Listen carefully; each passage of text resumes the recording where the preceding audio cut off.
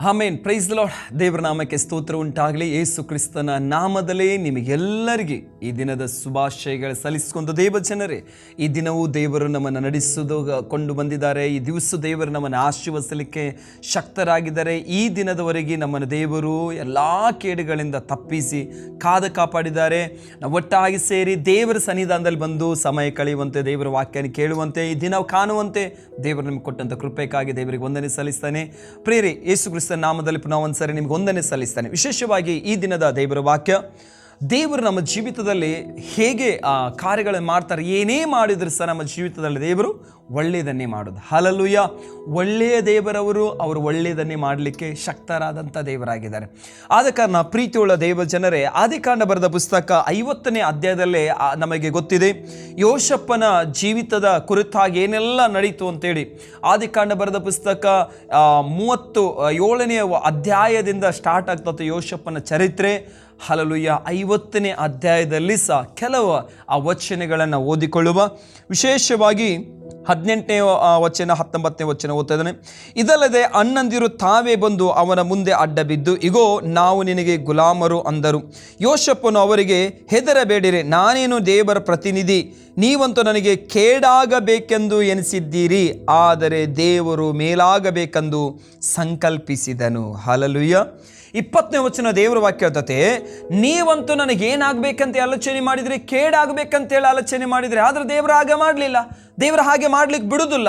ಯಾರೆಲ್ಲ ದೇವರು ನಂಬಿದಾರೋ, ಯಾರೆಲ್ಲ ದೇವರ ಮಕ್ಕಳಾಗಿದ್ದಾರೋ, ಯಾರೆಲ್ಲ ನೀತಿಯ ಮಾರ್ಗದಲ್ಲಿ ನಡೀತಾ ಇದ್ದಾರೋ, ಜನರು ನಿಮಗೆ ಇವತ್ತು ಅನೇಕ ಜನ ಕೇಡಾಗಬೇಕು ಅಂತೇಳಿ ಕೈ ಎತ್ತಬಹುದು, ಬಾಯಿ ಎತ್ತಬಹುದು, ಆದರೆ ದೇವರು ನಿನಗೆ ಕೇಡಾಗದಂತೆ ಮೇಲನ್ನು ಮಾಡುವಂಥ ದೇವರಾಗಿದ್ದಾರೆ. ಹಲ್ಲೆಲೂಯಾ. ಯೋಷಪ್ಪನ ಚರಿತ್ರೆಯನ್ನು ನಾವು ನೋಡುವಾಗ, ಯೋಷಪ್ಪನು ತನ್ನ ತಂದೆಯ ಮನೆಯಲ್ಲಿ ಸುಖವಾಗಿ ಬಾಳುವಂಥ ಒಂದು ವ್ಯಕ್ತಿಯಾಗಿರ್ತಾನೆ. ಅಣ್ಣಂದಿ ಎಲ್ಲ ಮಕ್ಕಳಿಗಿಂತ ಯಾಕೋಬನು ಯೋಷಪ್ಪನನ್ನು ತುಂಬ ಪ್ರೀತಿ ಮಾಡ್ತಾ ಇರ್ತಾನೆ. ಅವನಿಗೆ ಆಹಾರ ಕೊಡೋದಾಗಲಿ ಯಾವುದರಲ್ಲಿ ಸಹ ಕೊರತೆ ಇರಲಿಲ್ಲ. ಅವನು ನಿಲುವಂಗಿ ಸಹ ಅವನಿಗೆ ಹೊದಿಸಿರ್ತಾನೆ. ಸುಖವಾಗಿ ಜೀವಿಸುವಂಥ ಸಮಯದಲ್ಲಿ ಆ ಅಣ್ಣಂದರು ಏನು ಮಾಡ್ತಾರೆ ಅಂತ ಹೇಳಿದ್ರೆ, ತಂದೆ ತಾಯಿಯಿಂದ ಅವನನ್ನು ಏನು ಮಾಡ್ತಾರೆ, ಬೇರ್ಪಡಿಸ್ತಾರೆ. ಬೇರ್ಪಡಿಸುವಂಥ ಸಮಯದಲ್ಲಿ ಅವನನ್ನು ಗುಲಾಮನಾಗ್ಲಿಕ್ಕೋಸ್ಕರ ಮಾರಿ ಬಿಡ್ತಾರೆ. ಇಸ್ಮಾಯಿಲಿಗೆ ಮಾಡ್ತಾರೆ. ಇಸ್ಮಾಯಿಲ್ ತೆಗೆದುಕೊಂಡು ಹೋಗಿ ಅವರನ್ನು ಐಗುಪ್ತ ದೇಶದ ಏನಂತಿದೆ ಪೋಟಿಫಾರನಿಗೆ ಹಣಕ್ಕೆ ಮಾರ್ತಾರೆ. ಆ ಸ್ಥಿತಿಯಲ್ಲಿರುವಂಥ ಯೋಷಪ್ಪನು ತನ್ನ ಜೀವಿತವನ್ನು ಆಲೋಚನೆ ಮಾಡ್ತಾ ಇದ್ದ, ಅಯ್ಯೋ ದೇವರೇ, ನಾನು ನನ್ನ ತಾಯಿ ತಂದೆ ಒಟ್ಟಿಗೆ ಸುಖವಾಗಿದ್ದೆ, ಹೊಟ್ಟೆ ತುಂಬ ಊಟ ಮಾಡ್ತಾಯಿದ್ದೆ, ಕಣ್ತುಂಬ ನಿದ್ದೆ ಮಾಡ್ತಿದ್ದೆ. ಇಷ್ಟು ಚಿಕ್ಕ ಪ್ರಾಯದಲ್ಲಿ ಇಷ್ಟ ಒಂದು ಕಠಿಣವಾದ ಕೆಲಸಕ್ಕೆ ತೆಗೆದುಕೊಂಡು ಬಂದನ್ನು ಹಾಕಿದ್ದಾರೆ. ಒಂದು ಅವನ ಭಾಷೆ ಬರುವುದಿಲ್ಲ, ಇನ್ನೊಂದು ಅವನ ಗುರುತಾದವರೇ ಪರಿಚಯದವರು ಯಾರೂ ಇಲ್ಲ. ಅಂಥ ಪರಿಸ್ಥಿತಿಯಲ್ಲಿ ಬಿದ್ದಂಥ ಯೋಷಪ್ಪನ ಜೀವಿತದಲ್ಲಿ ನೋಡುವಾಗ ದೇವ ಜನರೇ, ನಾವೊಂದು ಆಲೋಚನೆ ಮಾಡಬೇಕು. ಯೋಷಪ್ಪನ ಎನಿಸ್ತಾ ಇದ್ದ, ಅಯ್ಯೋ ನನಗೆ ಯಾಕೆ ಹೀಗೆ ಆಯಿತು. ಆದರೆ ಯೋಷಪ್ಪನ ಮುಂದಿನ ಚರಿತ್ರೆ ನೋಡುವಾಗ ನಮಗೆ ಗೊತ್ತಾಗ್ತದೆ, ಯೋಷಪ್ಪನ ಜೀವಿತದಲ್ಲಿ ಆಗಿದ್ದೆಲ್ಲ ಒಳ್ಳೆಯದಕ್ಕೋಸ್ಕರನೇ ಆಯಿತು. ಹಲ್ಲೆಲೂಯಾ. ಆತನು ಈ ಒಂದು ದೇಶದಿಂದ ಇನ್ನೊಂದು ದೇಶಕ್ಕೆ ಮಾರಲ್ಪಟ್ಟನು. ಆ ದೇಶದಲ್ಲಿ ಆತನ ಸೆರೆ ಒಳಗೆ ಬಿದ್ದನು. ಆ ಸೆರೆಮನೆ ಒಳಗಿಂದ ಆತನ ಕನಸುಗಳ ಅರ್ಥ ಹೇಳಿದ ಕಾರಣ ಆತನು ಇಡೀ ದೇಶಕ್ಕೆ, ಐಗುಪ್ತ ದೇಶಕ್ಕೆ ಸರ್ವಾಧಿಕಾರಿ ಆಗ್ತಾನೆ. ಹಲ್ಲೆಲೂಯಾ. ಆಮೇಲೆ ಆತನು ಆ ದೇಶವನ್ನು ಪೋಷಿಸಲಿಕ್ಕೆ ಆರಂಭ ಮಾಡ್ತಾರೆ. ಆ ಟೈಮ್ದಲ್ಲಿ ಬರಗಾಲ ಇದ್ದ ಕಾರಣ ತನ್ನ ಅಣ್ಣಂದಿರು, ತನ್ನ ಕುಟುಂಬವೆಲ್ಲ ಅಲ್ಲಿ ಬಂದು ಯೋಷಪ್ಪನಿಗೆ ಮೂಲಕ ಪೋಷಣೆಯನ್ನು ಹೊಂದಲಿಕ್ಕೆ ಆರಂಭ ಮಾಡ್ತಾರೆ. ಯಾಕೆ ದೇವರೇ ಯೋಷಪ್ಪನನ್ನಲ್ಲಿ ಕಳಿಸ್ಬೇಕಾಯಿತು? ಯಾಕೆ ಯೋಷಪ್ಪನು ತನ್ನ ತಂದೆಯಿಂದ ಬೇರ್ಪಡಿಸಬೇಕಾಗಿತ್ತು ದೇವರು ಅವನನ್ನು? ಕಾರಣ ಏನು ಗೊತ್ತಂದ್ರೆ, ಒಂದು ಉದ್ದೇಶಕ್ಕೋಸ್ಕರ, ನಿನಗೆ ಒಂದು ಹಿತವನ್ನು ಮಾಡಬೇಕು, ನಿಂಗೆ ಒಳ್ಳೆಯದನ್ನು ಮಾಡಬೇಕು ಅಂತ ದೇವರು ಈ ಕಾರ್ಯಗಳನ್ನು ನಿನ್ನ ಜೀವಿತದಲ್ಲಿ ಮಾಡ್ತಾ ಇದ್ದಾರೆ. ಆದ ಕಾರಣ ಯೋಷಪ್ಪನ ಹೇಳ್ತಾ ಇದ್ದಾನೆ 50ನೇ ಅಧ್ಯಾಯ 20ನೇ ವಚನದಲ್ಲಿ, ಅಣ್ಣಂದಿರೇ, ನೀವು ನನಗೆ ಕೇಡು ಮಾಡಬೇಕಂತ ಬಯಸಿದ್ದೀರಿ. ಯೇಸುವಿನ ನಾಮದಲ್ಲಿ ಈ ವಾಕ್ಯವನ್ನು ಕೇಳುವಂಥ ದೇವ ಮಕ್ಕಳೇ, ದೇವ ಜನರೇ, ಇವತ್ತು ಅನೇಕರನ್ನ ಕೇಡು ಮಾಡಬೇಕಂತ ಬಯಸಿದ್ರು ಸಹ, ಆದರೆ ನೀವು ಮೌನವಾಗಿ ಪ್ರಾರ್ಥನೆ ಮಾಡು, ಕರ್ತನ ಆ ಕೇಡನ್ನು ದೇವರು ಮಾರ್ಪಡಿಸಿ ಬಿಡ್ತಾರೆ. ಹಲ್ಲೆಲೂಯಾ. ದೇವರ ವಾಕ್ಯ ಹೇಳ್ತದೆ, ನಾನು ನಿನ್ನನ್ನು ಕೆಳಗಿನವರನ್ನಾಗಿಡ್ಲಿಕ್ಕಾಗಿ ಕರೀಲಿಲ್ಲ, ಮೇಲಿನವರಾಗಿಡ್ಲಿಕ್ಕಾಗಿ ಕರೆದಿದ್ದೇನೆ. ನಿನ್ನನ್ನು ಬಾಲವನಾಗಿಡ್ಲಿಕ್ಕಾಗಿ ನಾನು ಕರೀಲಿಲ್ಲ, ತಲೆಯನ್ನಾಗಿಡ್ಲಿಕ್ಕಾಗಿ ಕರೆದಿದ್ದೇನೆ ಅಂತೇಳಿ. ಹಾಗಾದರೆ ದೇವರು ನಿಮ್ಮನ್ನು ಕರೆದಂಥ ಒಂದು ಉದ್ದೇಶ ಇದೆ. ದೇವರು ನಿಮ್ಮ ಜೀವಿತದ ಒಂದು ಪ್ಲಾನ್ ಇಟ್ಕೊಂಡಿದ್ದಾರೆ. ಒಂದು ಸಂಗತಿ ನಿಮಗೆ ಹೇಳಲಿಕ್ಕೆ ಬಯಸ್ತಾನೆ. ದೇವರ ವಾಕ್ಯ ಹೇಳ್ತತೆ, ಒಂದು ಏನಂದ್ರೆ ಯೆಶಾಯ ಬರೆದ ಪ್ರವಾದನೆ ಗ್ರಂಥದಲ್ಲಿ ದೇವರ ವಾಕ್ಯ ಹೇಳುವಂಥ ಸಂಗತಿ ಏನಾಗಿದೆ ಅಂತ ಹೇಳಿದ್ರೆ, ಹದ್ದು ಏನಂತ ಇದ್ರೆ ರೆಕ್ಕೆಯನ್ನು ಚಾಚಿ ತನ್ನ ಮರಿಗಳನ್ನು ಹೇಗೆ ಕಾಪಾಡಿಕೊಳ್ತತೋ ಅದೇ ಪ್ರಕಾರ ದೇವರು ತನ್ನ ನಿರೀಕ್ಷಿಸುವವರೆಗೆ ಹದ್ದಿಗೆ ಹೋಲಿಸಿದ್ದಾರೆ. 40ನೇ ಅಧ್ಯಾಯ 31ನೇ ವಚನದಲ್ಲಿ ದೇವರ ವಾಕ್ಯ ಹೇಳ್ತದೆ, ಯೆಶಾಯ ಬರೆದ ಪ್ರವಾದನೆ ಗ್ರಂಥದಲ್ಲಿ, ಯೆಹೋವನು ನಿರೀಕ್ಷಿಸುವವರು ಹೊಸ ಬಲ ಹೊಂತಾರೆ, ಹದ್ದುಗಳಂತೆ ರೆಕ್ಕೆಯನ್ನು ಚಾಚಿ ಏರ್ತಾರೆ, ಓಡಿದನೆದುಲ್ಲ ನಡೆದು ಬಳದುಲ್ಲ ಅಂತೇಳಿ. ಯಾಕೆ ದೇವರು ತನ್ನ ನಂಬುವವರ ಅಥವಾ ತನ್ನ ದೃಷ್ಟಿಸುವವರನ್ನು ಹದ್ದಿಗೆ ಹೋಲಿಸಿದ್ದಾರೆ? ಹಲ್ಲೆಲೂಯಾ.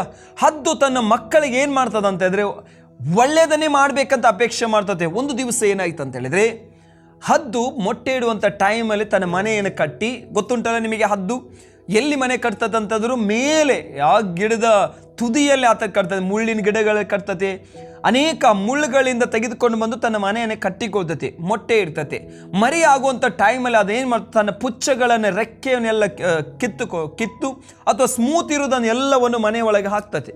ಅಲ್ಲೆಲ್ಲ ಒಳ್ಳೆ ಬೆಡ್ ಆಗ್ತದೆ. ಯಾವ್ರಿಗೆ? ಮಕ್ಕಳಿಗೆ. ಈ ಮಕ್ಕಳು ಬೆಳೆದು ಬರುವಾಗ ತಾಯಿಗೊಂದು ಆಸೆ ಉಂಟಾಗ್ತದೆ. ಏನು ತಾಯಿಗೆ ಆಸೆ ಉಂಟಾಗ್ತದೆ ಅಂತ ಹೇಳಿದ್ರೆ, ನನ್ನ ಮಕ್ಕಳು ನಾನು ಯಾವಾಗಲೂ ತೊಗೊಂಬಂದು ಕೊಡೋದು, ಅವ್ರು ತಿನ್ನೋದು, ನಾ ತೊಗೊಂಬಂದು ಕೊಡೋದು ತಿನ್ನೋದು, ಅವ್ರು ಬೆಳೆಯೋದು ಯಾವಾಗ, ಅವ್ರು ತಿನ್ನೋದು ಯಾವಾಗ, ಅವ್ರು ಹಾರೋದು ಯಾವಾಗ, ಅವರು ಬಲವನ್ನು ಹೊಂದಿಕೊಳ್ಳೋದು ಯಾವಾಗ, ಅವ್ರ ಕಾಲ ಮೇಲೆ ನಿಲ್ಲೋದು ಯಾವಾಗ ಅಂತೇಳಿ ಹದ್ದು ತನ್ನ ಮನಸ್ಸಿನ ಒಳಗೆ ಅಂದುಕೊಂಡು ಅದೇನು ಮಾಡ್ತದೆ ಅಂತ ಹೇಳಿದರೆ, ಆ ಸ್ಮೂತಾಗಿ ಇಟ್ಟಿತ್ತಲ್ಲ ಮನೆಯೊಳಗೆ ಎಲ್ಲ ಪುಚ್ಚ ಸ್ಮೂತ್ ಆದದ್ದನ್ನು ಇಟ್ಟಿದ್ದಲ್ಲ, ಅದನ್ನೆಲ್ಲವನ್ನು ಹೊರಗೆ ತೆಗಿಲಿಕ್ಕೆ ಸ್ಟಾರ್ಟ್ ಆಗ್ತತಿ. ಗೂಡಿನ ಒಳಗಿಂದ ಹೊರಗೆ ತೆಗಿಲಿಕ್ಕೆ ಸ್ಟಾರ್ಟ್ ಮಾಡ್ತತಿ. ಅವಾಗ ಮರಿಗಳೇನಿಸ್ತದೆ, ನನ್ನ ಅಮ್ಮಗೆ ಏನು ತಲೆಗಟ್ಟಿದೆ, ಏನು ತಲೆ ಸರಿ ಇಲ್ಲ ನನ್ನ ಅಮ್ಮನಿಗೆ, ಅಮ್ಮ ಏನಾಗಿದೆ ನನ್ನ ಅಮ್ಮನಿಗೆ, ಸ್ಮೂತ್ ಇರುವಂಥ ಸ್ಥಳದಿಂದ ಅಮ್ಮ ಏನು ಮಾಡ್ತೀವಿ ಎಲ್ಲವನ್ನು ತೆಗೆದಾಕ್ತಿದ್ದಾರೆ, ಈಗ ಮುಳ್ಳು ಚುಚ್ಚಲಿಕ್ಕೆ ಆರಂಭ ಮಾಡ್ತಾ ಇದ್ದಾವೆ ನಮಗೆ ಅಂತೇಳಿ. ಆ ಮುಳ್ಳು ಚುಚ್ಚಲಿಕ್ಕೆ ಆರಂಭ ಮಾಡುವಾಗ ಅದು ಏನಂತ ಹೇಳಿದ್ರೆ, ಮರಿಗಳು ತಾಯಿ ಒಟ್ಟಿಗೆ ಹೋಗ್ಲಿಕ್ಕೆ ಆರಂಭ ಮಾಡ್ತವೆ, ಸ್ವಲ್ಪ ಮುಂದೆ ಬರ್ತವೆ. ಅಮ್ಮ ನಾನು ಸಹ ನಿನ್ನ ಒಟ್ಟಿಗೆ ಬರ್ತೇನೆ, ಇಲ್ಲಿ ಕುತ್ಕೊಳ್ಳಿಕ್ಕೆ ಆಗ್ತಾ ಇಲ್ಲ ಅಂತೇಳಿ ಚುಚ್ಚಲಿಕ್ಕೆ ಸ್ಟಾರ್ಟ್ ಮಾಡ್ತೇವೆ ಮುಳ್ಳು. ತಾಯಿ ಏನು ಮಾಡ್ತದೆ, ತನ್ನ ರೆಕ್ಕೆ ಮೇಲೆ ಅದನ್ನು ಕೊಂಡೋಗುವಾಗ ಮೇಲಿಂದ ಕೈ ಬಿಟ್ಬಿಡ್ತದೆ. ಆ ಮೇಲಿಂದ ಕೈ ಬಿಡುವಾಗ ಆ ಮಕ್ಕಳು ಎನಿಸ್ತವೆ, ಆ ಹದ್ದಿನ ಮರಿಗಳೇನಿಸ್ತವೆ, ಅಯ್ಯೋ ನನ್ನ ಅಮ್ಮ ನಮ್ಮ ಮೇಲೆ ಪ್ರೀತಿ ಇಲ್ಲ, ನಮ್ಮ ಅಮ್ಮಗೆ ನೀನು ನಡು ನೀರಲ್ಲಿ ಬಂದು ಕೈ ಬಿಟ್ಬಿಟ್ಲಲ್ಲ, ನಮ್ಮ ಇಷ್ಟು ಮೇಲೆ ತೆಗೆದುಕೊಂಡು ಬಂದು ಕೈ ಬಿಟ್ಬಿಟ್ಲಲ್ಲ, ನಮ್ಮ ಮರಣವನ್ನು ಹೊಂದಿದ್ದೀವಿ, ನಮಗೆ ಅಂತ್ಯ ಏನಂದರೆ ಮರಣವೇ ಅಂತ್ಯ, ಸಾವೇ ನಮಗೆ ಮುಂದೆ ಕಾಣ್ತಿದೆ ಅಂತ ಹೇಳ್ತಾ ಇರುವಂಥ ಟೈಮ್ದಲ್ಲಿ, ಯಾಕೆ ನನ್ನ ಅಮ್ಮ ಕೈ ಬಿಟ್ಲು ಅಂತ ಹೇಳ್ತಾ ಇರುವಂಥ ಟೈಮಲ್ಲಿ ಇನ್ನೇನು ನಾನು ಮರಣನ ಹೊಂದಬೇಕನ್ನುವಂಥ ಟೈಮ್ದಲ್ಲಿ ಆ ದೊಡ್ಡ ತಾಯಿ ಹದ್ದು ಸೀದಾ ಬಂದು ತನ್ನ ಮರಿಯನ್ನು ಎತ್ತಿಕೊಂಡು ಮತ್ತೆ ಮೇಲೆ ಪುನಃ ಹೋಗ್ತದೆ. ಮರಿ ಗೊತ್ತೇ ಆಗೋದಿಲ್ಲ. ಅಲ್ಲ, ನನ್ನ ಅಮ್ಮ ನಾವು ಮನೆಯಲ್ಲಿ ಸುಖವಾಗಿದ್ದೀವಿ, ಆ ಮನೆಯಲ್ಲಿ ಇರುವಂಥ ಎಲ್ಲ ಸ್ಮೂತ್ ಅದನ್ನು ತೆಗೆದಾಕಿ ಈಗ ಅಲ್ಲಿ ಮನೆಯಲ್ಲಿ ಕುತ್ಕೊಳ್ಳಿಕ್ಕೆ ಆಗ್ತಾ ಇಲ್ಲ, ಮುಳ್ಳು ಚುಚ್ಚುತ್ತಾ ಇದೆ. ಆದರೆ ಈಗ ಅಮ್ಮನೊಟ್ಟಿಗೆ ಬರುವಾಗ ಅಮ್ಮ ಒಂದ್ಸಲ ಮೇಲೆ ಕೊಂಡೋಗ್ತಾರೆ, ಪುನಃ ಕೈ ಕೆಳಗೆ ಬಿಡ್ತಾಳೆ, ಇನ್ನೇ ನಾವು ಬೀಳ್ತೇವೆ ನಾವು ಸಾಯ್ತೇವೆ ಅನ್ನುವಾಗ ಪುನಃ ಅಮ್ಮ ಬರ್ತಾಳೆ, ತಗೊಂಡು ಮೇಲೆ ಹೋಗ್ತಾಳೆ. ಏನು ಮಾಡ್ತಾ ಇದ್ದಾಳೆ ನನ್ನ ಅಮ್ಮ ಅಂತೇಳಿ ಮರಿಗೆ ಹಾಗೆ ಗೊತ್ತೇ ಆಗೋದಿಲ್ಲ. ಆಮೇಲೆ ಯಾವಾಗೆಲ್ಲ ಅದು ಮೇಲೆ ಕೊಂಡೋಗಿ ಕೆಳಗೆ ಬಿಡ್ತದೋ, ಮೇಲೆ ಕೊಂಡೋಗಿ ಕೆಳಗೆ ಬಿಡ್ತದೋ ತಾಯಿ ಹದ್ದು, ಆ ಮರಿಗಳು ಕೆಳಗೆ ಬರುವಾಗ ಸ್ವಲ್ಪ ರೆಕ್ಕೆಯನ್ನು ಚಾಚಲಿಕ್ಕೆ ಆರಂಭ ಮಾಡ್ತವೆ. ಯಾವಾಗ ಮರಿಗಳು ರೆಕ್ಕೆಯನ್ನು ಚಾಚಲಿಕ್ಕೆ ಆರಂಭ ಮಾಡ್ತಾವೋ ಅವು ಹಾರಲಿಕ್ಕೆ ಕಲಿತವೆ. ಹಲ್ಲೆಲೂಯಾ. ಆ ರೆಕ್ಕೆಗಳಿಗೆ ಬಲ ಬರ್ತದೆ, ಅವು ಹಾರೋದು ಹೇಗೆ ಅನ್ನೋದು ಕಲ್ತು ಬಿಡ್ತವೆ. ಆ ಟೈಮಲ್ಲಿ ಏನಂತ ಹೇಳಿದರೆ ಅವು ಹಾರಲಿಕ್ಕೆ ಆರಂಭ ಮಾಡ್ತವೆ. ಮತ್ತೆ ತಾಯಿಯ ಅವಶ್ಯಕತೆ ಇರುವುದಿಲ್ಲ, ತಾಯಿ ಬರಬೇಕು ಊಟ ಬಾಯಿಗೆ ಹಾಕಬೇಕು ಅನ್ನೋದು ಇರುವುದಿಲ್ಲ. ಪ್ರತಿಯೊಂದು ಮರಿಗಳು ತನ್ನ ರೆಕ್ಕೆಯಿಂದ ಹಾರಲಿಕ್ಕೆ ಸ್ಟಾರ್ಟ್ ಆಗ್ತದೆ, ತನ್ನ ಬೇಟೆಯನ್ನು ತಾನೇ ಹುಡುಕೊಳ್ಳಿಕ್ಕೆ ಅಥವಾ ತನ್ನ ಹೊಟ್ಟೆಯನ್ನು ತಾನೇ ತುಂಬಿಸ್ಕೊಳ್ಳಿಕ್ಕೆ ಆರಂಭ ಮಾಡ್ತದೆ. ಪ್ರೀತಿಯುಳ್ಳ ದೇವಜನರೇ, ಹಾಗಾದರೆ ಹದ್ದು ಆ ಮರಿಗಳಿಗೆ ಮಾಡಿದ್ದೇನ ನ್ಯಾಯವ ಅನ್ಯಾಯವ? ನೋಡುವಾಗ ಅನ್ಯಾಯವಾಗಿ ಕಾಣ್ತದೆ, ಆದರೆ ಹಿತವನ್ನೇ ಮಾಡ್ತದೆ. ನನ್ನ ಮಕ್ಕಳು ನಿಲ್ಲಬೇಕು ಬಲವಾಗಿ, ನನ್ನ ಮಕ್ಕಳು ಬೆಳಿಬೇಕನ್ನುವಂಥ ಆಸೆ ಆಕಾಂಕ್ಷೆ ಯಾರಿಗಿರ್ತದೆ ಗೊತ್ತುಂಟ? ಆ ತಾಯಿಯಾದಂಥ ಹದ್ದಿಗಿರ್ತದೆ. ಇವತ್ತು ನಮ್ಮ ಜೀವಿತದಲ್ಲಿ ಸಹ ನಮ್ಮ ದೇವರಿಗೆ ಒಂದು ಉದ್ದೇಶ ಏನಂತ ಹೇಳಿದ್ರೆ, ನೀನು ಬೆಳಿಬೇಕು, ನಿನ್ನ ಕಾಲ ಮೇಲೆ ನೀನು ನಿಂತ್ಕೋಬೇಕು. ಎಲ್ಲಿವರೆಗೆ ಇನ್ನೊಬ್ಬರನ್ನ ಆದುಕೋತಿ, ಎಲ್ಲಿವರೆಗೆ ಇನ್ನೊಬ್ಬರ ಮುಂದೆ ಕೈ ಒಡ್ತಿ? ಸಹೋದರಿಯರೇ, ಇವತ್ತು ನಿಮ್ಮ ಜೀವಿತದಲ್ಲಿ ಆಗುವುದೆಲ್ಲ ಹಿತಕ್ಕೋಸ್ಕರನೇ. ಯೋಸೇಫನ ಜೀವಿತದಲ್ಲಿ ನೋಡುವಾಗ ತಂದೆಯನ್ನೇ ಕೊಂಡಿದ್ದ, ತಂದೆ ಬಿಟ್ಟು ಬೇರೆ ಏನೂ ಗತಿ ಇರಲಿಲ್ಲ ಅವನಿಗೆ. ಆದರೆ ಯೋಸೇಫನ ದೇವರು ಅಲ್ಲಿಂದ ತೆಗೆದು ಎಲ್ಲಿಗೆ ಕಳಿಸಿದ್ರು? ಐಗುಪ್ತ ದೇಶಕ್ಕೆ ಕಳಿಸಿದ್ರು. ಆಗ ಕಷ್ಟ ಇತ್ತು. ಒಂದು ದಿನ ಬಂತು, ಇಡೀ ಕುಟುಂಬವನ್ನು ಯೋಸೇಫ್ ಒಬ್ಬನೇ ಪೋಷಿಸುವಂಥ ವ್ಯಕ್ತಿಯಾದ, ಅವರಿಗೆ ಆಹಾರವನ್ನು ದಾನ ಕೊಡುವಂಥ ವ್ಯಕ್ತಿಯಾದ. ಹಲ್ಲೆಲೂಯಾ. ಅವರನ್ನು ಕೆಲಸಕ್ಕೆ ಇಟ್ಕೊಳ್ಳುವಂಥ ವ್ಯಕ್ತಿಯಾದ. ನೀವು ಆಲೋಚನೆ ಮಾಡ್ರಿ ದೇವ ಜನರೇ, ಯೋಸೇಫನು ಒಂದು ವೇಳೆ ಯಾಕೋಬನ ಮನೆಯಲ್ಲಿ ಇದ್ದಿದ್ರೆ ಅವನು ಸಹ ಭಿಕ್ಷೆ ಬೇಡಬೇಕಾಗಿತ್ತು. ಅವರ ಅಣ್ಣಂದಿರ ಒಟ್ಟಿಗೆ ಹೋಗಿ, ಅಣ್ಣಂದಿರು ಹೋಗಿ ಯೋಸೇಫನಿಗೆ ಏನು ತಮ್ಮ ಅಂತ ಗೊತ್ತಿಲ್ಲ, ಅಡ್ಡ ಬೀಳ್ತಾ ಇದ್ದಾರೆ, ದಯಮಾಡಿ ನಮಗೆ ಸಹಾಯ ಮಾಡಿ ಅಂತ ಹೇಳ್ತಿದ್ದಾರೆ. ಆದರೆ ಒಂದು ವೇಳೆ ಅದೇ ಯೋಸೇಫನು ತನ್ನ ತಂದೆಯ ಮನೆಯಲ್ಲಿ ಇರುವುದಾಗಿದ್ರೆ ಖಂಡಿತ ಆತನು ಅಲ್ಲಿ ಬೆಳೀತಾ ಇರಲಿಲ್ಲ. ಇದೆಲ್ಲ ದೇವರ ಪ್ಲಾನ್. ಅದಕ್ಕೆ ಯೆರೆಮೀಯ ಬರೆದ ಪ್ರವಾದನೆ ಗ್ರಂಥದಲ್ಲಿ ದೇವರ ವಾಕ್ಯ ಹೀಗೆ ಹೇಳ್ತದೆ, 29ನೇ ಅಧ್ಯಾಯ 11ನೇ ವಚನ, ಇವರಿಗೆ ಗತಿಯಾಗಲಿ, ನಿರೀಕ್ಷೆ ಇರಲಿ, ಇವರ ಜೀವಿತದಲ್ಲಿ, ನಿಮ್ಮ ಜೀವಿತದಲ್ಲಿ ಆಲೋಚನೆ ಮಾಡಿರುವಂಥ ಆಲೋಚನೆ ನಾನೇ ಬಲ್ಲೆನು, ಅದು ಅಹಿತದ ಆಲೋಚನೆ ಅಲ್ಲ, ಹಿತದ ಆಲೋಚನೆ. ಪ್ರೀತಿಯುಳ್ಳ ದೇವ ಮಕ್ಕಳೇ, ದೇವ ಜನರೇ, ಇವತ್ತು ನಮ್ಮ ದೇವರು ನಿನ್ನ ಜೀವಿತದಲ್ಲಿ ಒಳ್ಳೆ ಉದ್ದೇಶ ಇಟ್ಟಿದ್ದಾರೆ. ಜನರು ಇವತ್ತು ಕೇಡು ಮಾಡಬೇಕಂತ ಆಲೋಚನೆ ಮಾಡಿದ್ರು, ಆದರೆ ದೇವರು ನಮಗೆ ಮೇಲ್ ಮಾಡಬೇಕಂತ ಆಲೋಚನೆ ಮಾಡಿದ್ದಾರೆ. ಪ್ರೀತಿಯುಳ್ಳ ದೇವ ಜನರೇ, ಆದಿಕಾಂಡ ಬರೆದ ಪುಸ್ತಕ 26ನೇ ಅಧ್ಯಾಯದಲ್ಲಿ ನೋಡುವಾಗ ಅಲ್ಲಿ ಒಂದು ಸಂಗತಿ ನಡೆಯುವುದನ್ನು ನೋಡ್ತೇವೆ. ನಾವು ಓದಿಕೊಳ್ಳುವ ಅಲ್ಲಿ ಅಬ್ರಾಮನ ಮಗದಂಥ ಈಸಾಕನ ಏನಂದರೆ ವಿಷಯನ ನಾವು ನೋಡ್ತೇವೆ. ಈಸಾಕನು ಕಾಳು ಬಿತ್ತಿದಾಗ ಅದು ದೇವರ ವಾಕ್ಯ ಹೇಳ್ತದೆ, ಅಲ್ಲಿ 100ರಷ್ಟು ಫಲ ಬಂತು ಅಂತ. ವಿಶೇಷವಾಗಿ ನಾನು ಓದ್ತಾ ಇದ್ದೇನೆ 26ನೇ ಅಧ್ಯಾಯ, ಆದಿಕಾಂಡ ಬರೆದ ಪುಸ್ತಕ 26ನೇ ಅಧ್ಯಾಯ 12ನೇ ವಚನ. ಈಸಾಕನು ಆ ದೇಶದಲ್ಲಿ ಬೀಜವನ್ನು ಬಿತ್ತಿ ಅದೇ ವರ್ಷದಲ್ಲಿ 100ರಷ್ಟು ಬೆಳೆಯುವುದು ಹೊಂದಿದನು. ಯೆಹೋವನು ಅವನನ್ನು ಅಭಿವೃದ್ಧಿಪಡಿಸಿದನು. ಅವನು ಐಶ್ವರ್ಯ ದಿನ ದಿನ ಹೆಚ್ಚುವುದರಿಂದ ಬಹು ಧನವಂತನಾದನು. ಅವನಿಗೆ ದನ ಕುರಿಗಳು, ಸಂಪತ್ತು, ಅನೇಕ ಸೇವಕ ಜನವು ಇದ್ದವು. ಇದನ್ನು ನೋಡಿ ಫಿಲಿಷ್ಟಿಯರು ಹೊಟ್ಟೆ ಕಿಚ್ಚು ಪಟ್ಟರು. ಹಲ್ಲೆಲೂಯಾ. ಯಾವಾಗ ಈಸಾಕನ ಅಭಿವೃದ್ಧಿ ಬರಲಿಕ್ಕೆ ಸ್ಟಾರ್ಟ್ ಆದೋ ಆವಾಗ ಜನರು ಅವನು ವಿರೋಧವಾಗಿ ನಿಲ್ಲಲಿಕ್ಕೆ ಸ್ಟಾರ್ಟ್ ಮಾಡಿದರು. ಈ ಫಿಲಿಷ್ಟಿಯರ ಪ್ರಾಂತದಲ್ಲಿ ಈತನಿದ್ದಾನೆ. ಹಲ್ಲೆಲೂಯಾ. ಅವರ ಭೂಮಿಯಲ್ಲಿ ಇವತ್ತನ್ನು ಬಿತ್ತಾ ಇದ್ದಾನೆ, ಬೆಳೀತಾ ಇದ್ದಾನೆ ಅಂತ ಹೇಳುವಾಗ ಅವ್ರಿಗೆ ಹೊಟ್ಟೆ ಕಿಚ್ಚಾಗದೇ ಇರ್ತದೆ. ಖಂಡಿತ ಹೊಟ್ಟೆ ಕಿಚ್ಚಾಗ್ತದೆ. ನನ್ನ ಮನೆಯಲ್ಲಿ ಇದ್ದ, ನಮ್ಮ ಭೂಮಿಯಲ್ಲಿ ಇದ್ದ, ನಮ್ಮ ಒಟ್ಟಿಗೆ ಇದ್ದಾನೆ, ನಾವು ಬೆಳೀತಾ ಇಲ್ಲ, ಅವನು ಬೆಳೀತಾ ಇದ್ದಾನಲ್ಲ. ಹಲ್ಲೆಲೂಯಾ. ಅವಳು ನಿನ್ನೆ ಮೊನ್ನೆ ಬಂದವಳು, ಅವಳು ಬೆಳೀತಾ ಇದ್ದಾಳಲ್ಲ. Price the lord. ನಿನ್ನೆ ಮೊನ್ನೆ ಸೇವೆ ಸ್ಟಾರ್ಟ್ ಮಾಡಿದವರು ಅವರು ಬೆಳೀತಾ ಇದ್ದಾರೆ. ನಿನ್ನೆ ಮೊನ್ನೆ ಬಿಸ್ನೆಸ್ ಸ್ಟಾರ್ಟ್ ಮಾಡಿದವರು ಅವರು ಬೆಳೀತಾ ಇದ್ದಾರೆ. Hello, praise the lord. ಯಾರು ಬೆಳೀತಾರೆ? ನೀತಿವಂತನ ಖಜೂರದ ಮರದಂತೆ ಬೆಳೀತಾನೇ ಇರ್ತಾನೆ. ಹಲ್ಲೆಲೂಯಾ. ಯಾವಾಗ ನೀ ನೀತಿಯ ಮಾರ್ಗದಲ್ಲಿ ನಡೀತೀಯೋ, ನೀ ಕೈಯಿಂದ ಮಾಡುವಂಥ ಎಲ್ಲ ಕೆಲಸಗಳು ದೇವರ ಆಶೀರ್ವದಿಸ್ತಾರೆ. ಆದ ಕಾರಣ ಈ ಈಸಾಕನನ್ನು ಇವರು ಫಿಲಿಷ್ಟಿಯರ್ ಹೊಟ್ಟೆ ಕೆಚ್ಚಪಟ್ಟರು, ಅವರ ದೇಶದಿಂದ ಓಡಿಸಿ ಬಿಡ್ತಾರೆ.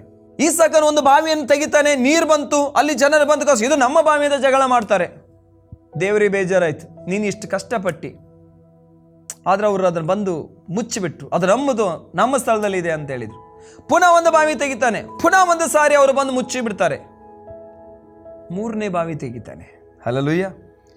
ದೇವ್ರ ವಾಕ್ಯ ಆ 3ನೇ ಬಾವಿ ತೆರೆದಾಗ ಆ ದೇವ್ರ ವಾಕ್ಯ ಹೇಳ್ತದೆ 21ನೇ ವಚನದಲ್ಲಿ ದೇವ್ರ ವಾಕ್ಯ ಹೀಗೆ ಹೇಳ್ತದೆ, ತರುವಾಯ ಅವನು ಜನರು ಬೇರೊಂದು ಬಾವಿಯನ್ನು ತೋಡಿದಾಗ ಆ ದೇಶದವರು ಅದಕ್ಕಾಗಿ ಜಗಳವಾಡಿದರಿಂದ ಅವನು ಅದಕ್ಕೆ ಸಿಟ್ಟ ಎಂದು ಹೆಸರಿಟ್ಟನು. ಅವನು ಅಲ್ಲಿಂದ ಹೊರಟು ಮತ್ತೊಂದು ಬಾವಿಯನ್ನು ಅಗಿಸಿದಾಗ ಅದರ ವಿಷಯದಲ್ಲಿ ಯಾರು ಜಗಳವಾಡದೆ ಹೋದುದರಿಂದ ಅವನು ಈಗ ಯೆಹೋವನು ನನಗೋಸ್ಕರ ಸ್ಥಳ ಮಾಡಿದ್ದಾನಾದ್ದರಿಂದ ಅಭಿವೃದ್ಧಿ ಆಗುವೆವು ಎಂದು ಹೇಳಿ ಅದಕ್ಕೆ ರೆಹಬೋತ್ ಎಂದು ಹೆಸರಿಟ್ಟನು.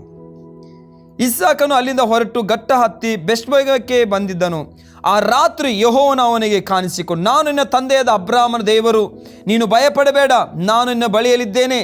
ನನ್ನ ಸೇವಕನಾದ ಅಬ್ರಾಮನ ನೇಮಿತ ನಿನ್ನನ್ನು ಆಶೀರ್ವದಿಸುವೆನು, ನಿನ್ನ ಸಂತತಿ ಹೆಚ್ಚಿಸುವೆನು ಎಂದು ಹೇಳಲಾಗಿ ಈಸಾಕನು ಯಜ್ಞವೇದಿಯನ್ನು ಕಟ್ಟಿಸಿ ಯೆಹೋವನನ್ನು ಆರಾಧಿಸಿದ ನಾವು ನೋಡ್ತೇವೆ.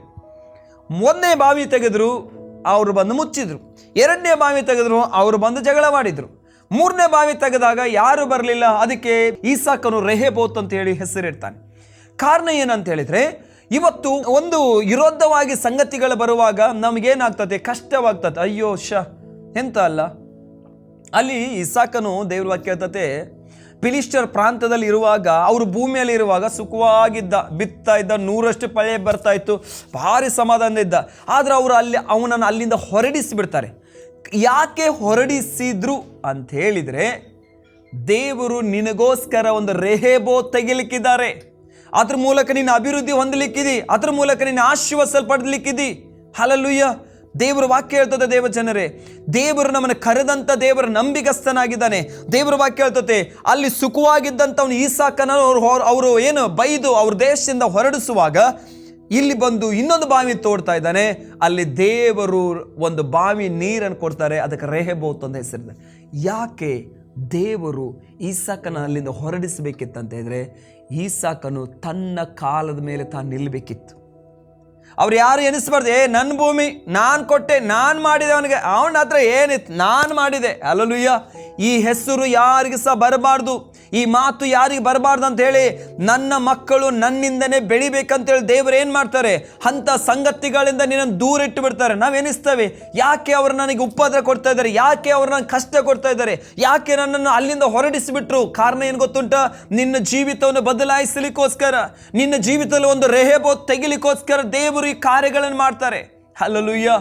ಪ್ರೀತಿಯುಳ್ಳ ದೇವ ಮಕ್ಕಳ ದೇವ ಜನರೇ, ನೀವು ಕರ್ತನನ್ನು ಆದುಕೊಂಡವರಾಗಿರಿ, ಕರ್ತನನ್ನು ನಂಬುವವರಾಗ್ರಿ. ನಿಮ್ಮ ಜೀವಿತದಲ್ಲಿ ನಡೆಯುವುದೆಲ್ಲ ಒಳ್ಳೆಯದೇ. ಹಾಡುಗಾರನ ಒಂದು ಹಾಡು ಹೀಗೆ ಹೇಳ್ತಾನೆ, ಎಲ್ಲ ಒಳ್ಳೆಯದೇ ಆಗುವುದು ದೇವಾ, ನಿನ್ನ ಪ್ರೀತಿಸಿದ ನನಗೆ. ಎಲ್ಲ ಒಳ್ಳೆಯದೇ ಆಗುವುದು ದೇವಾ, ನಿಮ್ಮ ಪ್ರೀತಿಸಿದ ನನಗೆ. ಎಲ್ಲ ನಮ್ಮ ಜೀವಿತದಲ್ಲಿ ಒಳ್ಳೆಯದೇ ಆಗುವುದು. ಯಾರಿಗೆ? ನಿಮ್ಮನ್ನು ಪ್ರೀತಿಸಿದಂಥ ನಮಗೆ. ಹಲ್ಲೆಲೂಯಾ. ದೇವರನ್ನು ಪ್ರೀತಿ ಮಾಡುವಂಥ ದೇವ ಮಕ್ಕಳೇ, ಧೈರ್ಯವಾಗಿರಿ. ನಿಮಗೋಸ್ಕರ ಕರ್ತನ ಒಂದು ಕಾರ್ಯಗಳೇ ಮಾಡ್ತಾನೆ. ಹಲ್ಲೆಲೂಯಾ. ದೇವರ ವಾಕ್ಯ ಹೇಳ್ತತೆ, ನಾವು 1 ಸಾಮುವೇಲ ಬರುವ ಪುಸ್ತಕದಲ್ಲಿ ಬರುವಾಗ ದಾವೀದನು ತನ್ನ ತಂದೆ ಕುರಿಗಳ ಕಾಯ್ತಾ ಇದ್ದ. ಆ ಕುರಿಗಳ ಕಾಯುವಂಥ ಟೈಮಲ್ಲಿ ಕಿನ್ನರಿ ಬಾರಿಸಲಿಕ್ಕೋಸ್ಕರ ಆತನನ್ನು ಏನು ಸೌಲನ ಬಳಿ ಕರೆದುಕೊಂಡು ಬರ್ತಾನೆ. ಅಂದಿನಿಂದ ಸೌಲನ ಸೇವಕ ಆತನಾಗ್ತಾನೆ. ಆದರೆ ಒಂದು ದಿವಸ ಯುದ್ಧ ನಡೆಯುವಂಥ ಸಮಯದಲ್ಲಿ ಈ ದಾವೀದನ ಯುದ್ಧ ರಣರಂಗಕ್ಕೆ ಪ್ರವೇಶ ಮಾಡಿದಾಗ ಆ ರಣರಂಗದಲ್ಲಿ ಫಿಲಿಸ್ಟಿಯನ್ ಒಂದು ವ್ಯಕ್ತಿ ಇಸ್ರಾಯೇಲರಿಗೆ ವಿರೋಧವಾಗಿ ಮಾತನಾಡುವಾಗ ಈ ದಾವೀದನ ಆತನ ಕೊಲ್ತಾನೆ. ಆತನ ಹೆಸರು ನಮಗೆ ಗೊತ್ತುಂಟು, ಗೋಲಿಯಾತನ ರಣಶೂರನಾಗಿರ್ತಾನೆ. ಆದರೆ ಅಂದಿನಿಂದ ಸೌಲನೇನು ಮಾಡಿದಂತ ದಾವೀದನ ತನ್ನ ಮನೆಯಲ್ಲಿ ಇಟ್ಟುಕೊಂಡು ಅವತ್ತಿಂದ ದಾವೀದನು ಭಾರಿ ಸಂತೋಷದಿಂದ ಜೀವಿಸ್ತಾ ಇದ್ದ. ಒಂದು, ಅವನಿಗೆ ಆಹಾರಕ್ಕೆ ಕಡಿಮೆ ಇರಲಿಲ್ಲ, ಹಾಕಿಕೊಳ್ಳಿಕ್ಕೆ ಬಟ್ಟೆ ಕಡಿಮೆ ಇರಲಿಲ್ಲ, ಸೌಲನ ಕೈ ತುಂಬ ಸಂಬಳ ಕೊಡ್ತಾ ಇದ್ದ. ಇದೆಲ್ಲವೂ ನೋಡುವಾಗ ಸುಖವಾಗಿ ಜೀವಿಸಿ, ಇದೇ ನನ್ನ ಜೀವಿತ, ದೇವರೇ ನನ್ನ ಲೈಫ್ ಸೆಟ್ಲ್ ಆಗಿಬಿಡ್ತು, ಇಷ್ಟೇ ನನಗೆ ಸಾಕಂತೇಳಿ ದಾವೀದನ ಆಲೋಚನೆ ಮಾಡ್ತಿದ್ದ. ಆದರೆ ದೇವರಿಗೆ ಇದು ಇಷ್ಟ ಇರಲಿಲ್ಲ. ದಾವೀದನೇ, ಇನ್ನೊಬ್ಬರ ಕೈಯಿಂದ ನೀನು ಬದುಕಬಾರ್ದು, ನೀನು ನಿನ್ನ ಕಾಲ ಮೇಲೆ ನಿಂತ್ಕೊಳ್ಬೇಕು. ನಿನ್ನಿಂದ ಒಂದು ರಾಜ್ಯವನ್ನು ಕಟ್ಟಲಿಕ್ಕಿದೆ ನನಗೆ. ಹಲ್ಲೆಲೂಯಾ. ನಿನ್ನಿಂದ ಒಂದು ಜನಾಂಗವನ್ನು ಎಬ್ಬಿಸಲಿಕ್ಕಿದೆ, ನಿನ್ನ ಸಂತತಿಯನ್ನು ಬೆಳೆಸಲಿಕ್ಕಿದ್ದೇನೆ ನಾನು ಅಂಥೇಳಿ ದೇವರು ಏನು ಮಾಡಿದ್ರು ಅಂತಂದರೆ, ಸೌಲನು ಅವನಿಗೆ ವಿರೋಧವಾಗುವ ಹಾಗೆ ದೇವರು ಮಾಡಿದ್ರು. ಸೌಲನು ಚುಚ್ಚಲಿಕ್ಕೆ ಆರಂಭ ಮಾಡಿದ, ದಾವೀದನು ಓಡ್ಲಿಕ್ಕೆ ಆರಂಭ ಮಾಡಿದ. ಸೌಲನ್ ಬೆನ್ನಟ್ಲಿಕ್ಕೆ ಸ್ಟಾರ್ಟ್ ಮಾಡಿದ, ದಾವೀದನು ಸಿಗದಂಗೆ ಬೆಟ್ಟ ಗುಡ್ಡಗಳು, ಊರಲ್ಲಿ ಇರಲಿಲ್ಲ, ಬೆಟ್ಟ ಗುಡ್ಡಗಳನ್ನು ಕಾಡನ್ನು ಹುಡುಕಿಕೊಂಡು ಹೋಗ್ಲಿಕ್ಕೆ. ಯಾಕೆ? ಅರಸನು ವಿರೋಧವಾಗಿದ್ದಾನೆ, ಸಾಧಾರಣ ವ್ಯಕ್ತಿ ಅಲ್ಲ. ಯಾರು ವಿರೋಧವಾಗಿದ್ದಾರೆ? ಅರಸನ ವಿರೋಧವಾಗಿದ್ದಾರೆ. ನನ್ನೊಂದು ಸಾಕ್ಷಿ ಹೇಳ್ತೇನೆ ಕೇಳ್ರಿ. ನಾನು ಕೆಲವು ವರ್ಷಗಳ ಹಿಂದೆ ಬಸ್ ಕಂಡಕ್ಟರ್ ಆಗಿ ಕೆಲಸ ಮಾಡ್ತಾ ಇರುವಂಥ ಟೈಮಲ್ಲಿ 13 ನಂಬರ್ ಬಸ್ಸಲ್ಲಿ ನಾನು ಕೆಲಸ ಮಾಡ್ತಾ ಇರುವಂಥ ಟೈಮಲ್ಲಿ ಮಧ್ಯಪದ ಅಂತಿದೆ ಈ ಮಂಗಳೂರಲ್ಲಿ, ಮಧ್ಯಪದ ಅಂತಿದೆ ಸುರತ್ಕಲ್ ಆಚೆ. ಆ ಮಧ್ಯಪದವಿಂದ ಕುಂಜತ್ ಬೆಲೆಗೆ ಬರುವಂಥ ಅಥವಾ ಕಾವೂರಿಗೆ ಬರುವಂಥ ನಮ್ಮ ಗಾಡಿ, ಒಂದು ದಿವಸ ಅಲ್ಲಿ ಹಿಂದೆ ಒಬ್ಬರು ಅಜ್ಜಿ ಬರ್ತಾ ಇದ್ರು, ನಮಗೆ ಗೊತ್ತಿಲ್ಲ. ನಾನು ಮಧ್ಯಪದವಿಂದ ಏನು ಮಾಡಿದ್ದೇನೆ ಅಂತ ಹೇಳಿದರೆ, ಆ ಗಾಡಿಯನ್ನು ಡ್ರೈವರ್ಗೆ ರೈಟ್ ಕೊಟ್ಟಿದ್ದೇನೆ, ಅವನು ಸೀದಾ ಬಂದಿದ್ದಾನೆ. ಅಜ್ಜಿ ಹಿಂದೆ ಬರೋದು ನಾವು ನೋಡಲಿಲ್ಲ. ವಾಪಸ್ ಸಾಯಂಕಾಲ ಬಂದ ಮೇಲೆ ಅಲ್ಲೊಬ್ರು ವ್ಯಕ್ತಿ ಕೇಳಿದ್ದು ಏನಂತ ಹೇಳಿದ್ರೆ, ನಿಮಗೆಂತ ಗಾಡಿಯನ್ನು ನಿಲ್ಲಿಸಲಿಕ್ಕಾಗಲಿಲ್ಲ, ನಿಮಗೆ ಹಿಂದೆ ಬರ್ತಾ ಇದ್ರಲ್ಲ ಅಂತೇಳಿ. ನಾವು ಹೇಳಿದೆ, ಇಲ್ಲ ನಮಗೆ ಟೈಮ್ ಆಗಿತ್ತು, ಅದಕ್ಕೆ ನಾವು ಹೋದಿವಿ ಅಂತ ಒಳ್ಳೆ ರೀತಿಯಿಂದ ಹೇಳಿದೆ. ಅದಕ್ಕೆ ಅವನು ಹೇಳಿದ, ನಿಮಗೆ ಅಲ್ಲಿ ಪಜೆಮಾ ಹಾಕಲಿಕ್ಕೆ ನಿಮಗೆ ಅಲ್ಲಿ ಟೈಮ್ ಇರ್ತದೆ, ಇಲ್ಲಿ 1 ನಿಮಿಷ ನಿಲ್ಲಿಕ್ಕಾಗೋದಿಲ್ಲ, ಅಂದರೆ ಅಲ್ಲಿ ಹೋಗಿ ನೀವು ಗಂಟೆಗಟ್ಟಲೆ ಕಾಯ್ತೀರಿ, ಮುಂದೆ ಸ್ಟಾಪಲ್ಲಿ ಹೋಗಿ ಇಲ್ಲಿ 1 ನಿಮಿಷ ನಿಮಗೆ ನಿಂತು ಅವ್ನು ಹತ್ತಿಸ್ಕೊಂಡು ಹೋಗ್ಲಿಕ್ಕೆ ಆಗಲಿಲ್ಲ ಅಂತೇಳಿ. ಆಮೇಲೆ ಅವನು ಸಹ ಚೇರ್ ತಗೊಂಡು ಹೊಡ್ಲಿಕ್ಕೆ ಬಂದ, ನಾನು ಸಹ ಒಂದು ಹೋಟೆಲ್ ಒಳಗೆ ನಾನು ಸಹ ಚೇರ್ ತಗೊಂಡು ಹೊಡ್ಲಿಕ್ಕೆ ನನಗೆ ಗೊತ್ತಿಲ್ಲ ಆ ವ್ಯಕ್ತಿ ಯಾರು ಅಂತೇಳಿ. ಆಮೇಲೆ ಪ್ರೇರೆ ಒಂದು ಗೊತ್ತಾದಂಥ ವಿಷಯ ಏನು ಗೊತ್ತುಂಟಾ, ಜೋರಾಯಿತು. ಅಲ್ಲಿಯವರೆಲ್ಲರೂ ಸೈಲೆಂಟ್ ಮಾಡಿಸಿದ್ರು, ಅವನು ಹೋದ. ಆಮೇಲೆ ಹೋಟೆಲ್ ಅವರು ಹೇಳಿದರು, ಯಾಕೆ ಬೇಕಿತ್ತು ಮಾರೆ ನಿನಗೆ, ಯಾಕೆ? ನಾನು ಹೇಳಿದೆ, ಅವನು ಮಾಡಿ ತಪ್ಪಲ್ವಾ, ನಾವು ಸಹ ಟೈಮ್ ಇಲ್ಲದ ಕಾರಣ ಹೋಗಿದ್ದೇವೆ, ಟೈಮಿಗೆ ಇರುವಾಗ ಅವರು ಬರಬೇಕಾಗಿತ್ತಲ್ಲ ಬಸ್ಸಿಗೆ ಅಂತೇಳಿ. ಅದಕ್ಕೆ ಅವರು ನೀನು ಎದುರು ಹಾಕ್ಕೊಂಡಿದ್ದು ಯಾರು ಗೊತ್ತುಂಟಾ? ರೌಡಿಯನ್ನು. ಯಾರನ್ನಂತೆ? ಆ ಏರಿಯಾದ ರೌಡಿಯನ್ನು ನೀನು ಎದುರು ಹಾಕ್ಕೊಂಡಿ ಅಂತೇಳಿ. ಅದನ್ನು ಕೇಳಿ ನನಗೆ ಅರ್ಧ ಬಲಹೀನತೆ ಆಯಿತು, ಶರೀರ ಎಲ್ಲ ಕುಂದ್ಲಿಕ್ಕೆ ಸ್ಟಾರ್ಟ್ ಆಯಿತು, ರೋಮ ಎಲ್ಲ ಏಳ್ಲಿಕ್ಕೆ ಸ್ಟಾರ್ಟ್ ಆಯಿತು. ಹಲ್ಲೆಲೂಯಾ, ಭಯ ಸ್ಟಾರ್ಟ್ ಆಯಿತು. ಪ್ರೇರೆ, ಯಾವಾಗ ಅವನ ರೌಡಿ ಅಂತ ಹೇಳಿ ಗೊತ್ತಾಯಿತು, ಅವತ್ತಿಂದ 1 ತಿಂಗಳವರೆಗೆ ನಾನು ಬಸ್ಸಲ್ಲಿಗೆ ಹೋಗಲೇ ಇಲ್ಲ. ಅದೇ ರಾತ್ರಿಯಲ್ಲಿ ನಮ್ಮದು ಬಸ್ಸು ಅಲ್ಲಿ ಒಂದು ಪೆಟ್ರೋಲ್ ಪಂಪ್ ಹತ್ರ ನಿಲ್ತಿತ್ತು. ಆ ಪೆಟ್ರೋಲ್ ಪಂಪ್ ಹತ್ರ ನಿಲ್ಲುವಂಥ ಟೈಮಲ್ಲಿ ಆ ರಾತ್ರಿ ನಮ್ಮ ಓನರ್ ಸಹ ಹೇಳಿದರು, ನೀನು ರಾತ್ರಿ ಬಸ್ಸಲ್ಲಿ ಮಲಗಬೇಡ, ಮನೆಗೆ ಹೋಗಿಬಿಡು ಅಂತೇಳಿ. ಅದೇ ರಾತ್ರಿ ರೌಡಿಗಳನ್ನು ಹುಡುಕೊಂಡು ಬಂದಿದ್ದಾರೆ, ರಾತ್ರಿ ಹೊಡಿಬೇಕಂತೇಳಿ. ಪ್ರೇರೆ, ಒಂದು ರೌಡಿಗೆ ಖಾಲಿ ಆ ಏರಿಯಾದವನಿಗೆ, ಬೇರೆ ಯಾರು ಅಲ್ಲ, ಆ ಏರಿಯಾದವನಿಗೆ ಅವನಿಗೆ ಭಯಪಟ್ಟನ 1 ತಿಂಗಳು ಬಸ್ಸಿಗೆ ಹೋಗಲಿಲ್ಲ, ರಜಾ. 1 ತಿಂಗಳಾದ ಮೇಲೆ ಹೋಗಿ ಅವ್ರ ಹತ್ರ ಎಲ್ಲ ಕ್ಷಮಾಪಣೆ ಕೇಳಿ ಮತ್ತೆ ಆ ಏರಿಯಾದಲ್ಲಿ ಡ್ಯೂಟಿ ಮಾಡಲಿಕ್ಕೆ ಆರಂಭ ಮಾಡಿದೆ. ನಾನು ಯಾಕೆ ಇದು ನಿಮಗೆ ಹೇಳ್ತಾ ಇದ್ದೇನೆ ಅಂತ ಹೇಳಿದರೆ, ಆ ಏರಿಯಾದಲ್ಲಿ ಇರುವಂಥ ಒಂದು ವ್ಯಕ್ತಿ ವಿರೋಧವಾಗಿದ್ದಕ್ಕೆ ನನಗೆ ಭಯ ಉಂಟಾಯಿತು. ಇಡೀ ದೇಶವನ್ನು ಆಳಿಕೆ ಮಾಡುವಂಥ ಸೌಲನು ದಾವಿದನಿಗೆ ವಿರೋಧವಾಗಿರುವಾಗ ದಾವಿದನು ಎಷ್ಟು ಭಯ ಜೀವಿತ ಮಾಡ್ತಾ ಇರ್ಬೋದು. ಊರಲ್ಲಿ ವಾಸ ಮಾಡ್ತಾ ಇರಲಿಲ್ಲ, ಬೆಟ್ಟಕ್ಕೆ ಹೋಗ್ತಾ ಇದ್ದ, ಕಾಡಿಗೆ ಹೋಗ್ತಾ ಇದ್ದ. ಅವನು ಎನಿಸ್ತಾ ಇದ್ದ, ಸುಖವಾಗಿದ್ದೆ, ಹೊಟ್ಟೆ ತುಂಬ ಊಟ ಸಿಗ್ತಾ ಇತ್ತು, ಕಣ್ತುಂಬ ನಿದ್ದೆ, ಒಳ್ಳೆ ಬಟ್ಟೆಗಳು, ಒಳ್ಳೆ ಸ್ಯಾಲ್ರಿಗಳು ಸೌಲ ಕೊಡ್ತಾ ಇದ್ದೆ. ಯಾಕೆ ದೇವರೇ ಕಷ್ಟ? ದೇವರ ಒಂದು ಉದ್ದೇಶ ಇತ್ತು. ದಾವಿದನೇ ಯಾವಾಗ ಬೆಟ್ಟದಲ್ಲಿ ಕಾಡಲ್ಲಿ ದಾವಿದನ್ ತಿರುಗಲಿಕ್ಕೆ ಆರಂಭ ಮಾಡಿದೋ, ದೇವರ ಆ ಬೆಟ್ಟದಲ್ಲಿ ಆ ಅರಣ್ಯದಲ್ಲಿ ದೇವರು ದಾವಿದನಿಗೆ ಒಂದು ಸೈನ್ಯ ಕೊಡ್ಲಿಕ್ಕೆ ಸ್ಟಾರ್ಟ್ ಮಾಡಿದ್ರು. ಹಲ್ಲೆಲೂಯಾ, ಅಲ್ಲೇ ಸ್ಟಾರ್ಟ್ ಆಯಿತು ಒಂದು ಸೈನ್ಯ, ಅಲ್ಲೇ ನಾಯಕನಾಗಲಿ ಸ್ಟಾರ್ಟ್ ಆದ. ಈ ಸೈಡ್ ನೋಡಿದರೆ ಸೌಲನ ರಾಜ್ಯತನ ಅಥವಾ ಸೌಲನ ಆಡಳಿತ ಪತನ ಆಗ್ಲಿಕ್ಕೆ ಸ್ಟಾರ್ಟ್ ಆಯಿತು. ಈಚೆ ನೋಡಿದ್ರೆ ದಾವಿದನ ರಾಜ್ಯತನ ಬೆಳಲಿಕ್ಕೆ ಸ್ಟಾರ್ಟ್ ಆಯಿತು. ಇಲ್ಲಿ ಸೌಲನ ಸೈನಿಕರೆಲ್ಲ ಕಡಿಮೆ ಆಯ್ಕೊಂಡು ಬರ್ತಾ ಇದ್ರು. ಈ ಸೈಡ್ ದಾವಿದನ ಸೈನಿಕರು ಹೆಚ್ಚಾಗಿ ಆ ಒಂದು ದೊಡ್ಡ ಗುಂಪಾಗಿ ಮಾರ್ಪಟ್ಟಿತು. ಎಲ್ಲಿ? ಅದೇ ಕಾಡಲ್ಲಿ. ಹಲ್ಲೆಲೂಯಾ, ದೇವರಲ್ಲಿ ಅವನು ಸ್ಟ್ರಾಂಗ್ ಮಾಡಿದ್ರು, ಒಂದು ನಾಯಕನಾಗಿ ದೇವರಲ್ಲಿ ಮಾಡಿದ್ರು ಅವನನ್ನು. ಕಾರಣ ಏನು ಗೊತ್ತುಂಟಾ ಪ್ರೇರೆ? ಒಂದು ದಿವಸ ಒಂದು ಆಲೋಚನೆ ಮಾಡ್ರಿ. ಹಲ್ಲೆಲೂಯಾ, ಅವನು ಸೌಲನ ಕೈಯಲ್ಲಿ ಅವರು ಕೊಟ್ಟಿದ್ದೇ ಸಾಕಂತ ಹೇಳ್ತಾ ಇದ್ದಿದ್ರೆ ಆತನು ಯಾವಾಗೂ ಅಲ್ಲೇ ಇರ್ತಿದ್ದ. ಕೆಲವು ಸಾರಿ ನಮ್ಮವರೇ ನಮಗೆ ವಿರೋಧವಾಗಿ ನಿಂತು ಬಿಡ್ತಾರೆ. ಹಲ್ಲೆಲೂಯಾ, ಒಂದು ಆಲೋಚನೆ ಮಾಡ್ರಿ, ಕೆಟ್ಟದಕ್ಕಾಗಿ ಅಲ್ಲ, ಒಳ್ಳೇದಕ್ಕಾಗಿ ಹೇಳ್ರಿ. ಹಲ್ಲೆಲೂಯಾ, ನಮ್ಮವ್ರನ್ನ ವಿರೋಧವಾಗಿ ನಿಲ್ಲ, ಕೆಟ್ಟದಕ್ಕಾಗಿ ಅಲ್ಲಪ್ಪ, ನನ್ನ ಹಿತಕ್ಕಾಗಿ. ಸ್ವಂತ ಅಣ್ಣಂದಿರೇ ಯೋಷಪ್ಪನಿಗೆ ವಿರೋಧವಾಗಿ ನಿಲ್ಲುವಾಗ ಯೋಷಪ್ಪನ ಹೇಳ್ತಾ ಇದ್ದಾನೆ, ಅಣ್ಣಂದಿರೇ ನೀವು ಕೇಡ್ ಮಾಡಬೇಕಂತ ನನಗೆ ಅಪೇಕ್ಷೆ ಮಾಡಿದ್ರಿ, ಆದ್ರೆ ನನಗೆ ಮೇಲನ್ನುಂಟು ಮಾಡಿದ. ಸೌಲನ ದಾವಿದನ ಕೇಡ್ ಮಾಡ್ಬೇಕಂತೇಳಿ ಅವನು ಓಡಿಸ್ಕೊಂಡು ಹೋಗ್ತಾನೆ, ಆದ್ರೆ ದೇವರವನನ್ನು ರಾಜ್ಯನಾಗಿ ಮಾಡಿದ್ರು. ಹಲ್ಲೆಲೂಯಾ, ಪ್ರೀತಿಯುಳ್ಳ ದೇವ ಮಕ್ಕಳ, ದೇವ ಜನರೇ, ಯಾರನ್ನು ಆದುಕೊಳ್ತಾ ಇದ್ದೀರಿ? ಇವತ್ತು ಏನೋ ನನ್ನಿಂದ ಬಿಟ್ಟು ಹೋಗ್ತಾ ಇದೆ, ಚಿಂತೆ ಮಾಡಬೇಡ, ಅದಕ್ಕಿಂತ ಬೆಸ್ಟ್ವಾದ ದೇವರನ್ನ ಕೊಡ್ತಾರೆ. ಹಲ್ಲೆಲೂಯಾ, ಯೋಬನ ಜೀವಿತ ಯೋಬನಿಗೆ ನೋಡುವಾಗ ಒಂದೇ ದಿವಸ 10 ಮಕ್ಕಳು ಸತ್ತೋದ್ರು, ಒಂದೇ ದಿವಸ ಅವನ ಆಸ್ತಿ ಎಲ್ಲ ಹೋಯಿತು. ಯೋಬನ ಬರೆದ ಪುಸ್ತಕ 1ನೇ ಅಧ್ಯಾಯದಲ್ಲಿ ಆತನ ದೇವರ ವಾಕ್ಯ, ಮೋಡನ ದೇಶದಲ್ಲಿ ಆತನ ದೊಡ್ಡ ಶ್ರೀಮಂತ ಆಗಿದ್ದ, ಆದ್ರೆ ಒಂದೇ ದಿವಸ ಎಲ್ಲ ಹಾಳಾಯ್ತು. ಭಾರಿ ಸಂತೋಷ, ಹಲ್ಲೆಲೂಯಾ ಅಂತ ಹೇಳಿ, ಪ್ರೈಸ್ ದಿ ಲಾರ್ಡ್. ಯಾಕೆ? ದೇವ್ರ ವಾಕ್ಯ ಹೇಳ್ತದೆ, ಎಲ್ಲರೂ ಬಂದು ಹೇಳ್ತದೆ, ನಿನ್ನ ಮಕ್ಕಳೆಲ್ಲ ಸತ್ರು, ನಿನ್ನ ಆಸ್ತಿ ಎಲ್ಲ ಹೋಯ್ತು, ನಿನ್ನ ಅಂತಸ್ತೆಲ್ಲ ಹೋಯ್ತು ಅಂತ ಹೇಳುವಾಗ ಏನು ಮಾಡಿದ ಯೋಬನು? ಬಟ್ಟೆ ಅದಕ್ಕೊಂದು ದೇವರ ಸ್ತೋತ್ರ ಮಾಡಿದ, ದೇವರೇ thank you daddy, thank you daddy, thank you daddy ಅಂತೇಳಿ. ಎಲ್ಲರೂ ಎನಿಸ್ತಾ ಇದ್ರು, ಏನಾಯ್ತು ಮಾರ ನಿನಗೆ, ನಿನ್ನ ಮಕ್ಕಳು ಸತ್ತೋದ್ರು, ನಿನ್ನ ಆಸ್ತಿ ಹಾಳಾಯಿತು. ಅದಕ್ಕೆ ಅವನಿಗೆ ಗೊತ್ತಿತ್ತು, ನನಗೆ ದೇವರು ಡಬಲ್ ಅಷ್ಟು ಕೊಡ್ತಾರೆ, 2ರಷ್ಟು ದೇವರು ನನಗೆ ಕೊಡ್ಲಿಕ್ಕಿದ್ದಾರೆ. ಅದಕ್ಕೆ ಇದೆಲ್ಲ ನನ್ನಿಂದ ದೂರ ಮಾಡಿದ್ರು. ದೇವರು ಕರೆದಂತ ದೇವರು ನಂಬಿಗಸ್ತನಾಗಿದ್ದಾನೆ. ಯೋಬನಿಗೆ ಗೊತ್ತಿತ್ತು, ಅದಕ್ಕೆ ಆತನ ದೇವರ ಮೇಲೆ ಏನು ಹೇಳಿಲ್ಲ. Thank you Jesus, thank you Jesus, ಏನೇ ನಿನ್ನ ಜೀವಿತದಲ್ಲಿ ನಡೆದರೆ ಥ್ಯಾಂಕ್ ಯು ಜೀಸಸ್. ಹಲ್ಲೆಲೂಯಾ, ದೇವರೇ ನಿನಗೆ ವಂದನೆ ಸಲ್ಲಿಸ್ತಾ ಇದ್ದೀನಿ, ನಿಂಗೆ ಕೃತಜ್ಞತೆ ಸಲ್ಲಿಸ್ತಾ ಇದ್ದೀನಿ ಸ್ವಾಮಿ. ಇದರಿಂದ ಏನೋ ನನ್ನ ಜೀವಿತದಲ್ಲಿ ಮಾಡ್ಲಿಕ್ಕಿದಿ, ಏನೋ ನನ್ನ ಜೀವಿತದಲ್ಲಿ ಕಲಿಸ್ಲಿಕ್ಕಿದಿ. ಹಲ್ಲೆಲೂಯಾ. ಆದ ಕಾರಣ ದೇವ ಮಕ್ಕಳ, ದೇವ ಜನರೇ, ಒಂದು ವೇಳೆ ನೀವು ನಂಬಿದವರು ನಿಮ್ಮನ್ನು ಬಿಟ್ಟು ಹೋಗೋದು ಚಿಂತೆ ಮಾಡ್ಲಿಕ್ಕೆ ಹೋಗ್ಬೇಡ್ರಿ. ಅವ್ರಿಗಿಂತ ಬೆಸ್ಟ್ವಾದರನ್ನು ದೇವರು ನಿಮ್ಗೆ ಕೊಡ್ತಾರೆ. ನಿನಗೆ ಸಿಗಬೇಕಾಗುವಂಥ ಕೆಲಸ, ನಿನಗೆ ಸಿಗಬೇಕಾದಂಥ ಆ ಮನೆ, ಸಿಗಬೇಕಾದಂಥ ಆಸ್ತಿ, ಅದು ನಿನ್ನ ಕೈ ತಪ್ಪಿ ಹೋಗ್ತದೆ, ಚಿಂತೆ ಮಾಡಬೇಡ. ದೇವರು ಅದಕ್ಕಿಂತ ಬೆಸ್ಟ್ ಕೊಡ್ಲಿಕ್ಕೆ ನಿನಗಿದ್ದಾರೆ ನಿನ್ನ ಜೀವಿತದಲ್ಲಿ. ಹಲ್ಲೆಲೂಯಾ. ಒಂದೇ ಎನಿಸ್, ದೇವರ ನನ್ನ ಜೀವಿತದಲ್ಲಿ ಯಾವಾಗಲೂ ಒಳ್ಳೆಯದನ್ನೇ ಮಾಡ್ತೀವಿ. ಕೊರಿಂಥ್ಯ ಬರೆದ ಪುಸ್ತಕದಲ್ಲಿ ದೇವರ ವಾಕ್ಯ ಹೇಳ್ತದೆ 1ನೇ ಅಧ್ಯಾಯದಲ್ಲಿ, ಹಲ್ಲೆಲೂಯಾ, ಏನಂತಿದೆ, ತನ್ನನ್ನು ಪ್ರೀತಿಸುವ ಹಿತಕ್ಕಾಗಿ ಎಲ್ಲ ಕಾರ್ಯಗಳು ಒಳ್ಳೆಯದೇ ಮಾಡ್ತಾರಂತೆ.